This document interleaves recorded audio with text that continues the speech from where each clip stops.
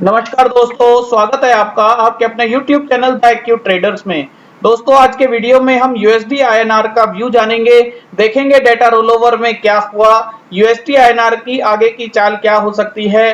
दोस्तों, high inflation के बीच USD INR का होल्ड 78 पर होता है या नहीं, जानेंगे आज के वीडियो में मेरा व्यू। तो दोस्तों, वीडियो शुरू करते हैं।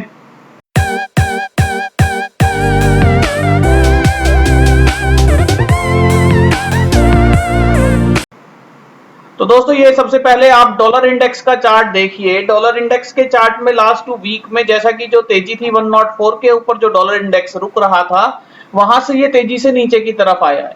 नीचे की तरफ आने के साथ साथ डॉलर इंडेक्स में नीचे की तरफ आने के साथ साथ जो हमारा यूएसडी आईएनआर है वो 77.5 के आसपास ही होवर करता रहा, वहीं घूमता रहा। नीचे आता था 77.4 पे, फिर डिमांड क्रिएट होती थी, फिर 77.4 पे एक सप्लाई 77.7 के आसपास में एक सप्लाई मिलती थी। यानी 20 से 30 पैसे की जो रेंज थी, डॉट 4 से लेके डॉट 7 की जो रेंज थी, उसी के बीच में होवर करता रहा, घूमता रहा पूरा वीक।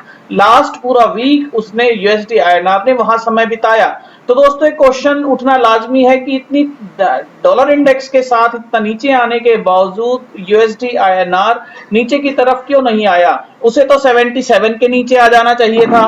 तो दोस्तों, यूएसडी आईएनआर के साथ डॉलर इंडेक्स के साथ यूएसडी आईएनआर उतना प्रॉपर सिंक करके, हालांकि डायरेक्शन का अंदाजा हम ले सकते हैं, लेकिन आप ये कहें कि एवरेज पॉइंट ऑफ व्यू से या परसेंटेज पॉइंट ऑफ व्यू से बिल्कुल सेम चले, ऐसा नहीं होता। जब डॉलर इंडेक्स इतना तेजी में गया था 99, आप यहां से देखिए, ये कंसोलिडेशन के बाद 98 से 104 पूरा 6-7% जब इसमें तेजी आई थी, तो क्या यूएसडी आईएनआर भी उतना तेजी से ऊपर गया था?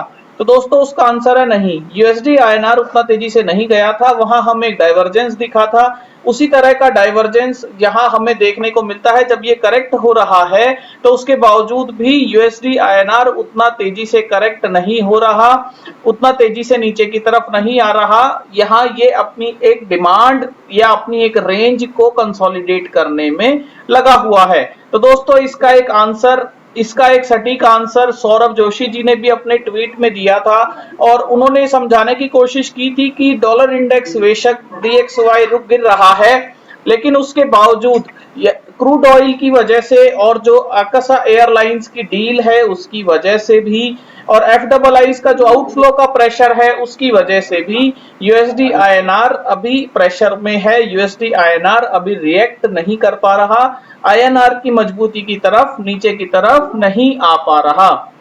तो दोस्तों, इसके साथ यदि आप इन्फ्लेशन से रिलेटेड एक कंटेंट एक पढ़ना चाहते हैं तो बड़ा अच्छा थ्रेड कीर्तन जी ने भी लिखा है। आप इसे ट्विटर पर, इनके ट्विटर हैंडल को सर्च करके आप इसे भी पढ़ सकते हैं। हालांकि ये काफी अच्छा थ्रेड इन्होंने India is fighting against inflation के लिए लिखा है। तो दोस्तों, इसके बाद यदि हम प्राइस में बात करें, यूएसडी आईएनआर को यदि आवरली चार्ट में देखना चाहें तो इन लाइंस के अलावा यदि यूएसडी आईएनआर को आप देखेंगे तो आप यही समझ पाएंगे कि ये यहाँ होवर कर रहा है, घूम रहा है।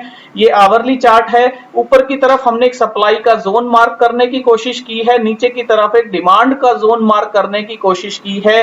हालांकि यूएसडी आईएनआर यदि इस डिमांड के जोन में काफी समय बिताता है तो हम एक उम्मीद करेंगे कि वो नीचे की तरफ आ सकता है, बिल्कुल 77 के जोन तक आ सकता है। पर दोस्तों, अभी फिलहाल के लिए यूएसडी आईएनआर इस रेंज में, इस टाइट रेंज में, रेंज के अलावा एक और वर्ड यूज करना चाहिए, इस टाइट रेंज में यूएसडी आईएनआर अभी रुक गया है, स्टक हो गया है। नीचे की तरफ इसे एक डिमांड नजर आती है, देखने को मिलती है कि नीचे आता है तो बाउंस बैक कर जाता है। ऊपर की तरफ 78 के आसपास से भी ये एक रेजिस्टेंस, क्योंकि ये फ्यूचर्स का चार्ट है, तो 78 के आसपास से भी यहाँ एक जून के फ्यूचर्स में ये रेजिस्टेंस दिखा रहा है, बिल्कुल वहां से नीचे की तरफ आता है। तो दोस्तों, यूएसडी आईएनआर में जो अभी डेटा, जो भी चार्ट के पॉइंट ऑफ व्यू से जो कैंडल फॉर्मेशन समझ आता है, वो कुछ इस तरीके का ही रहेगा कि इस रेंज के अंदर तो आप अपना डिसीजन देख सकते हैं, इंट्राडे के पॉइंट ऑफ व्यू से आप ट्रेड कर सकते हैं।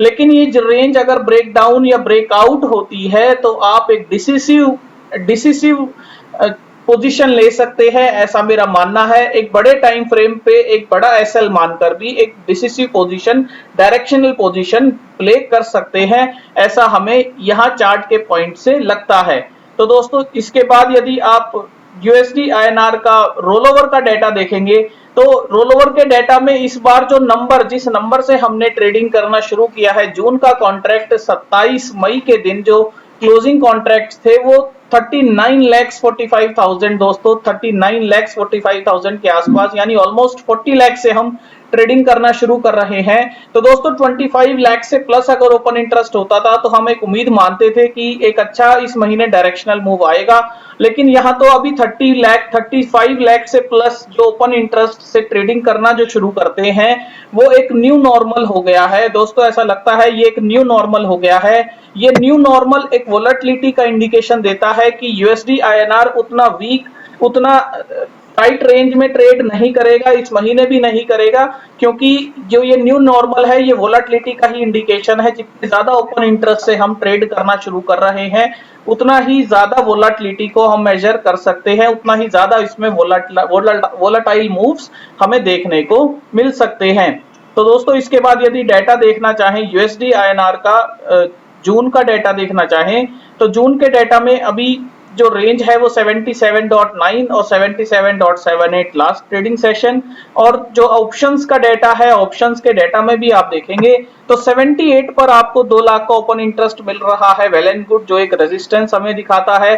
पर 77.5 पर भी आपको 77.5 पर भी आपको पुट साइड में ज्यादा ओपन इंटरेस्ट नजर आ रहा है, और 77.5 का भी यदि हम पीसीआर निकालें तो वो अभी बुलिश ही है। 1.23 पुट कॉल रेशियो भी अभी बुलिश ही हमें लग रहा है। तो दोस्तों 77 से 78 की रेंज आप मान सकते हैं, क्योंकि 77 और 77.5 में एक अच्छा ओपन इंटरेस्ट पुट साइड में एडेड है। 78 में अभी ओपन इंटरेस्ट एडेड है, लेकिन उसके ऊपर इतना अच्छा ओपन इंटरेस्ट या उससे नीचे उतना अच्छा ओपन इंटरेस्ट का एडिशन अभी नहीं दिख रहा है। दोस्तों 79 पर भी ट्रेडर्स अपनी पोजीशन बना रहे हैं और ये मानते हैं कि यूएसडी आईएनआर यदि यहां से नीचे जाता है, आईएनआर को मजबूती मिलती है, तो ये ऑलमोस्ट 13 पैसे तो ऑलमोस्ट उन्हें खाने को आसानी से मिल जाएंगे। यदि यूएसडी आईएनआर 78 को ब्रेक भी करता है तो 79 क्योंकि दूर की स्ट्राइक है तो उन्हें पूरा महीना है, उन्हें पोजीशन एडजस्ट करने का मौका भी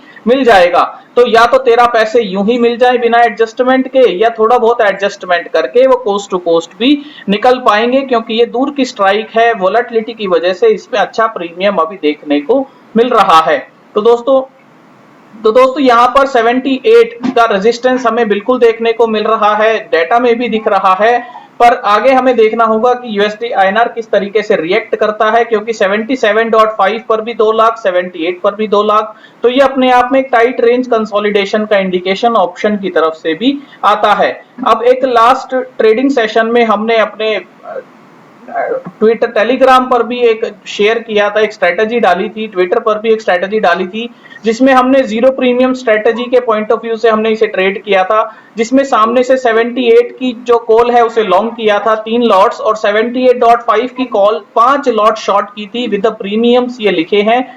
तो इसमें जो हमारा नीचे की तरफ पे ऑफ ग्राफ आता है वो 7 रुपीज का ही लॉस होता है, यानी .0075, यानी 3 टिक, मात्र 3 टिक का मुझे यहाँ लॉस देखने को मिलता है। और अगर आप ग्राफ देखेंगे तो नीचे की तरफ बिल्कुल न्यूट्रल है, ऊपर की तरफ दोस्तों हमारा ब्रेक इवन 79.25 पर जाकर बनता है, तो 79 के ऊपर जाकर बनता है, 78 के बाद हमारा प्रॉफिट इसमें शुरू हो जाएगा। यानी अगर ब्रेकआउट आता है और ऊपर की तरफ ये रुकता है, होवर करता है, 78.5 तक भी जाने की कोशिश करता है, तो हमें इस स्ट्रेटजी में वक्त के साथ प्रॉफिट मिल जाएगा, स्ट्रेटजी में वक्त के साथ इसमें प्रॉफिट हमें देखने को मिल जाएगा। अब दोस्तों इस पोजीशन में जो हमारा कैपिटल डिप्लॉयड है वो 5000 के आसपास है, तो इसका मतलब ये हुआ कि 50 पैसा 5000 के आसपास है, तो इसका मतलब ये हुआ कि स्ट्रेटजी में यदि हम 250 रुपीज भी अगर गेन करते हैं, इस स्ट्रेटजी में 250 रुपीज भी यदि हम गेन करते हैं, तो हमारा जो कैपिटल डिप्लॉयड पे जो रिटर्न परसेंटेज होगा वो 5% तक चला जाएगा। तो दोस्तों इस तरीके से आप नीचे देख सकते हैं, इसमें बिल्कुल भी न्यूट्रल है, इसमें लॉस ना के बराबर है, और ऊपर की तरफ इसमें हमें इस रेंज में जो ये 78.5 की जो रेंज है, 1 रुपया जो अभी यूएसडी आईएनआर अभी 77.8 के आसपास में फ्यूचर ट्रेड कर रहा है, तो यहां से थोड़ी सी भी तेजी आती है और समय बिताता है यूएसडी आईएनआर, कुछ दिन बिताता है, तो हमें ये पोजीशन पैसा दे देगी। उसके साथ साथ जो कि मैंने अपनी पोजीशन नहीं शेयर की थी, क्योंकि वो थोड़ा सा एक रिस्क प्रोफाइल का मैटर हो जाता है, तो यहां हम वीकली यूएसडी आईएनआर की जो 3 तारीख की जो यूएसडी आईएनआर की 78 की कॉल है 6 पैसे की, उसे भी हम राइट कर रहे हैं, सो दैट कि 78 पर तो हमारा एक कैलेंडर बन जाए।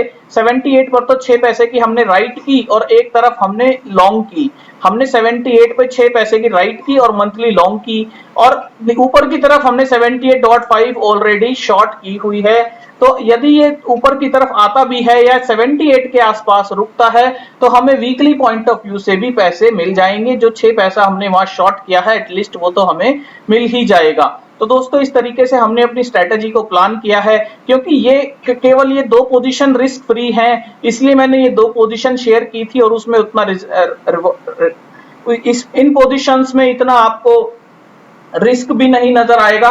लेकिन जो दूसरी पोजीशन जो वीकली हमने शॉर्ट किया वो रिस्क है, उसमें यदि थोड़ा सा भी ऊपर आता है, तो अभी काफी 4 दिन है अभी पोजीशन को काटने के लिए, तो वहां प्रीमियम बढ़ सकते हैं। और प्रीमियम बढ़ने के साथ साथ यदि आप पोजीशन लेते हैं, अगर आप रिस्क पोजीशन लेते हैं, बिना रिस्क को समझे पोजीशन लेते हैं, तो फिर वहां दिक्कत हो जाती है। तो दोस्तों इस वजह से वो पोजीशन हमने शेयर नहीं की थी, केवल यही पोजीशन शेयर की थी जिसमें समय के साथ आपको पैसा मिल सकता है।